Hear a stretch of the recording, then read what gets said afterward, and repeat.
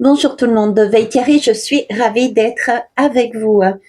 Il est 17 heures, non, il n'est pas 17 heures, il est 16h57 et nous sommes le 19 décembre. Il n'y a rien d'anodin dans les nombres, le 19 nous parle de soleil, d'éclaircissement, de mettre en lumière des choses que nous n'avons pas forcément en conscience, cette fameuse ombre dont je vous ai parlé dernièrement. Et le 12, il s'agissait de voir cette lame comme une lame du pendu, de voir les choses autrement.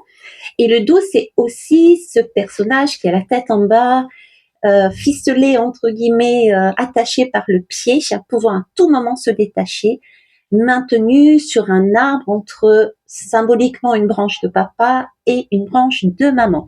Donc, se changer de perspective et se délier de schéma et de quelque chose de très encadrant. Ok. Donc voilà pour les chiffres. Je reviens vers vous parce que hier j'ai eu un rêve très space et ce matin pareil. Donc je viens vous transmettre ceci. Alors déjà comment je vais? J'espère que vous allez bien. Je vous remercie de continuer à me suivre. Et j'espère que vous allez bien. Je suis ravie d'être avec vous, ça je vous l'ai dit. Écoutez vraiment les ressentis que vous avez de vous, de votre corps, parce que je ne détiens jamais aucune vérité, ok? Ça, c'est la première chose. Après, comment je vais? Écoutez, je vais plutôt bien, si ce n'est que je suis fatiguée. J'ai passé une nuit très agitée pour finir sur un rêve qui était space. Pas space, mais inhabituel, puisque je reçois les messages de toutes parts. Et cette fois-ci, je les ai reçus à travers un livre. Et ce matin, on me ramène encore un livre. Il n'y a rien quelque part d'anodin là-dedans, d'autant plus que je suis une très grande lectrice. Quand je commence un livre, il faut que je le termine. Donc, mais c'était la première fois qu'on m'interpellait à travers des livres. D'habitude, c'est la musique ou d'autres supports. Donc là-dessus, je suis ravie. Et puis, donc, avec ses rêves, etc., et la grande journée aujourd'hui de Noël au travail, j'avoue que j'ai envie de vous amener ce message de façon ensuite à aller me reposer. Voilà, vous savez tout. Donc, je vais très bien, même si un peu fatiguée. C'est parti. Donc, hier, le premier livre qu'on m'a amené, c'était 1984 de George Orwell. Alors pour ceux qui sont intéressés pour aller plus loin, parce que moi je vais être vraiment synthétique, hein, ok. Je vais, il existe soit le livre déjà. Honnêtement, moi je préfère les livres que les films. Je trouve que les films sont dénaturés, c'est pas pareil. Et puis il y a le livre, mais il y a aussi un film. Ok. Alors 1984, George Orwell. De quoi il nous parle ce livre en fait? C'est un couple. Qui recherche, qui est à l'encontre en fait d'un Big Brother. Ok, on va dire un Big Brother, qui est à l'encontre de ce qui se passe par rapport à un Big Brother et qui recherche donc un groupe la résistance appelée la fraternité. Et puis qui rencontre sur leur parcours une personne, d'accord, pensant faire partie de cette fraternité, mais au final qui est plutôt du côté de Big Brother. Donc, je vais vous synthétiser le livre. De quoi nous parle ce livre? Il nous parle de la manipulation de la vérité. Et c'est amusant parce que la première chose qui est arrivée en image sur ce livre, c'était des mots, vous voyez, un peu comme un journal, et il y avait des lettres qui volaient dans tous les sens. Et ensuite est apparu 1984, George Orwell. Alors, donc on parle ici de manipulation de la vérité. On a cette réécriture de l'histoire du passé qui donnait l'impression vraiment comment ça s'appelle, qui donnait vraiment l'impression de pouvoir, d'avoir cette capacité, cette force de la propagande de détruire la vérité pour un objectif bien précis. C'est vraiment la dictature totalitaire presque, qui cherche à briser justement la résistance. La résistance, ceux qui veulent aller à l'encontre du pouvoir, ceux qui veulent récupérer leur liberté individuelle, leur façon de penser et d'être. Alors, Comment, dans ce livre, ils ont réussi à faire ça? Alors, je prends une lame en même temps. Comment ils ont réussi à faire ça? Tout simplement en réduisant la richesse du langage. Le langage était vraiment limité. Pourquoi? Pour justement limiter, c'est que des limites, hein. Je réalise même dans mes mots, pour limiter la pensée critique. C'était vraiment de façon à être, à asservir les individus. D'accord? Dans ce livre, l'objectif, c'est vraiment une déshumanisation et une destruction de l'amour. Pourquoi je vous dis ça? Parce que, comme je vous disais, c'est un couple au départ. C'est un monsieur au départ et qui rencontre sur son parcours une femme et ensemble, ils tombent amoureux, on va dire, et ils recherchent cette résistance. Donc, il s'appelle la fraternité. Et l'homme est confronté, à un moment donné, à ses pires cauchemars dans une pièce qui s'appelle, de mémoire, la pièce 101, je crois, 101, d'un ministère qui s'appelle le ministère de l'amour. D'accord? Et il finit, sous le poids de Big Brother, il finit par trahir la femme et renonce à ses convictions et renonce à l'amour qu'il avait pour elle. Par contre, il se retrouve enchaîné à Big Brother. Voilà. Donc en clair, on parle là de relations humaines, de relations humaines, d'amour, hein, mais qui sont déstructurées pour être menées, dirigées par Big Brother. Alors, la morale, quelque part, c'est attention. Attention aux conséquences de l'abandon déjà de nos droits, de notre individu, de notre pouvoir, on en parle assez. Attention aussi au consentement excessif et quelque part aussi à la surveillance, hein, d'accord? Et ce qui est important ici, attention à la tolérance du mensonge. Il y a vraiment ici, dans ce livre, une invitation à défendre la vérité. Une vérité de la liberté de penser et les valeurs que l'on a contre ces forces, quelque part, de Big Brother. Ok. Donc ça, c'est le premier livre que j'ai eu. On parle d'un couple, on parle d'effacer des faits, des réalités, dans un but d'asservir et de déshumaniser et d'empêcher l'amour, de contrôler l'amour. Là, je dirais attention déjà avec notre couple intérieur. Ça peut être notre surego, ça peut être de cet ordre-là, d'accord? Mais attention aussi aux personnes extérieures. Restez vraiment... Alors, si je vous le dis, c'est parce que j'ai un deuxième livre qui est arrivé par derrière, c'est le chien de Baskerville. Le chien que Baskerville qui vraiment montre la tension entre la science et la superstition. Vous voyez, c'est vraiment la morale de ce livre, encore une fois, et que la tromperie et la duperie ont leurs limites. On parle encore là de tromperie, de duperie. Bon, j'emploie ce mot-là parce que c'était dans le livre, hein, d'accord? Mais la morale, c'est qu'un crime sera toujours découvert, quelle que soit l'ingéniosité du plan qu'il est mis en place. Et il y a toujours un triomphe de tout ce qui est rationnel et de logique face à des peurs irrationnelles et de la superstition. D'accord? Donc, en gros, la vérité, quand on revient à la raison, finit par éclater, malgré nos peurs. Donc, vous voyez, dans ces deux livres qui m'ont été donnés, le sentiment est attention, prudence. J'ai là des énergies masculines et féminines qui ont un très bel objectif et cependant, il y a quelque chose de l'ordre du Big Brother.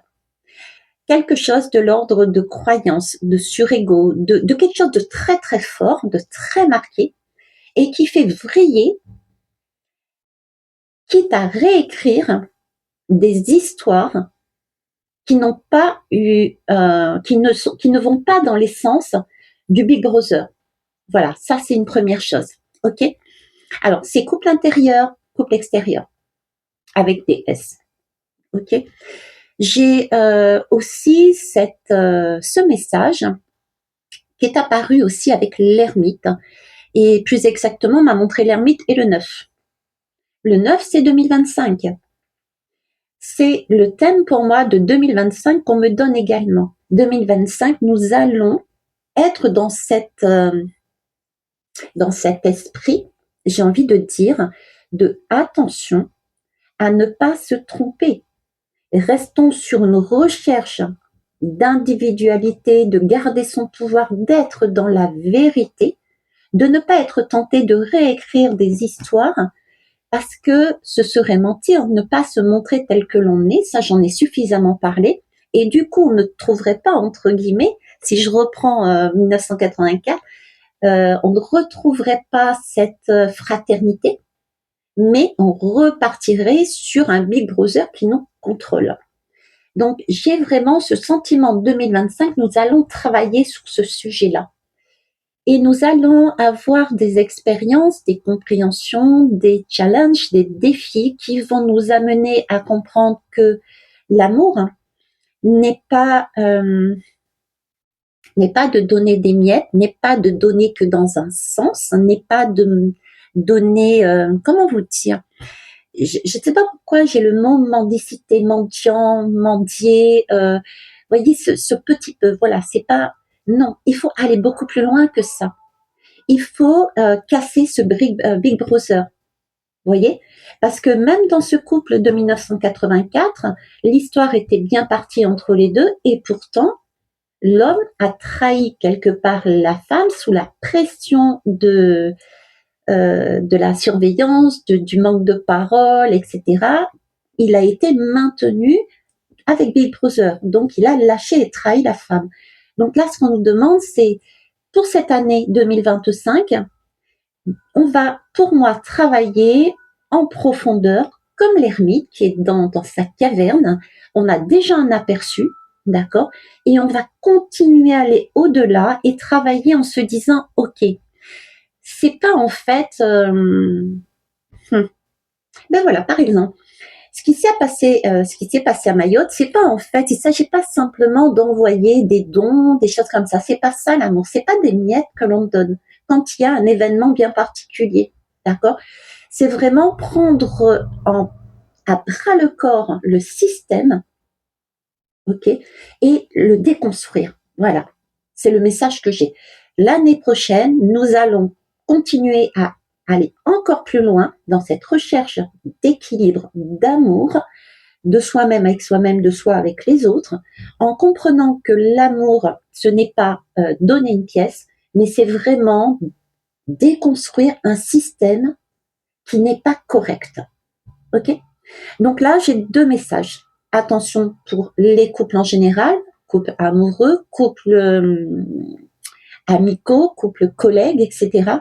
Il y a de l'ordre d'un ego, il y a quelque chose de très fort d'un côté qui est tenté par la pression de cet ego de je réécris toute l'histoire et basta, d'accord.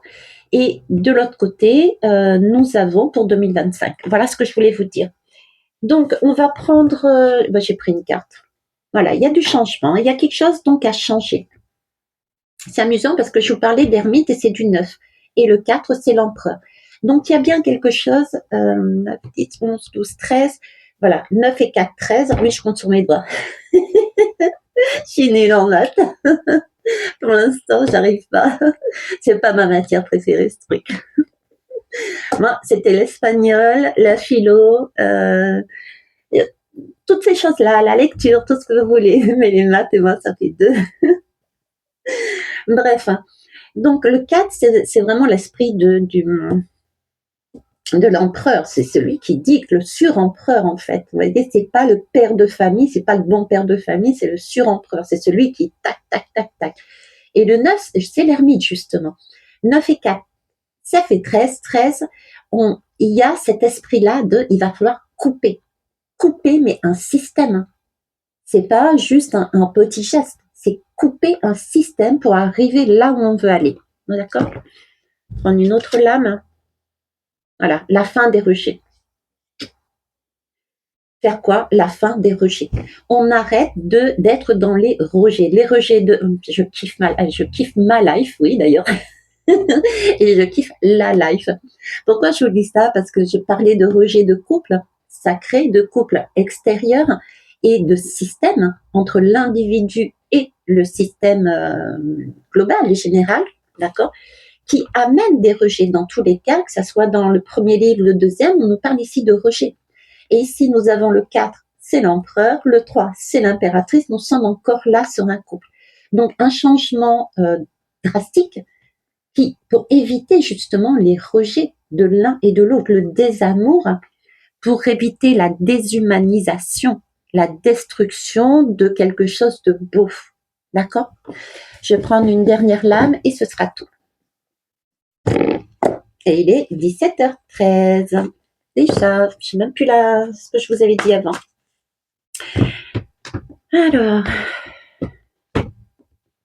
Alors j'espère que vous passerez un bon week-end, qui est là bientôt. Perte affective. Oui, il y a des choses à lâcher. Vous voyez, on peut avoir peut-être des fois, comme dans le livre, le premier livre, des craintes. Des craintes de perdre quelque chose. Et ces craintes de perdre quelque chose peut nous amener justement à ne pas bouger, à rester sur place. C'est ce qui s'est passé pour cet homme. Il a eu peur de perdre des choses. Donc, il n'est pas avancé. Il ne s'est pas fait confiance.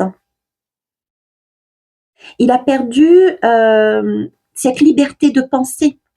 Il a perdu ses valeurs. Ok?